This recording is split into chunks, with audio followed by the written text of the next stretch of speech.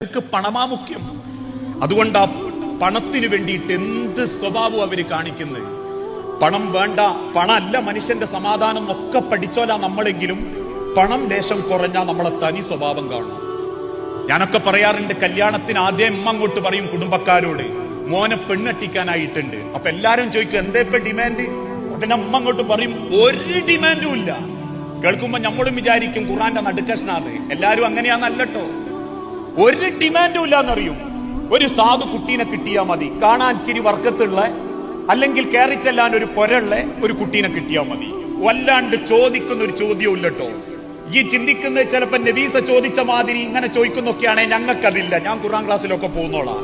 ഇത് കേൾക്കുമ്പോ ആലോചന കൊണ്ടുവരുന്നോലും കരുതും അൽഹംദുലില്ലാ ഒരു കുട്ടി രക്ഷപ്പെടുകയാണെങ്കിൽ രക്ഷപ്പെടട്ടെ. കല്യാണമൊക്കെ കഴിച്ച് ആദ്യത്തെ ഒരു 10 ദിവസം കഴിഞ്ഞാൽ പിന്നെ അമ്മാന്റെ ചോദ്യം വേണം ചില പെൺകുട്ടികളെ നേരെ. അല്ലോളെ, എനക്ക് അമ്മമാരില്ലേ? ഓ, അമ്മമാർ എനിക്ക് എന്താ തന്ന്? അമ്മനൊന്നും തന്നില്ല. എനിക്ക് ആങ്ങളാരില്ലേ? ഓ, ആങ്ങളാരെന്താന്ന് ചോദിച്ച് ചോദിച്ച് ഇപ്പോഴും പെൺകുട്ടിയുടെ മനസ്സ് ബേജാറാക്കുന്ന അമ്മമാരുണ്ട്. നിങ്ങളല്ലോ ചിലന്മാര്.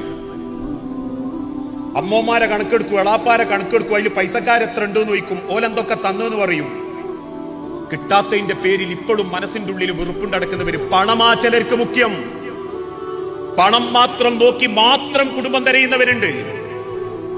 മക്കൾക്ക് പഠിച്ച തമ്പുരാന്റെ ദുനിയാവില് സ്വർഗത്തിലേക്കുള്ള വഴി കാണിച്ചു കൊടുക്കേണ്ടവര് തന്നെ പണത്തിന് പ്രാധാന്യം കൊടുത്തോണ്ട് ജീവിക്കുന്നവരുണ്ട്. അല്ലേ?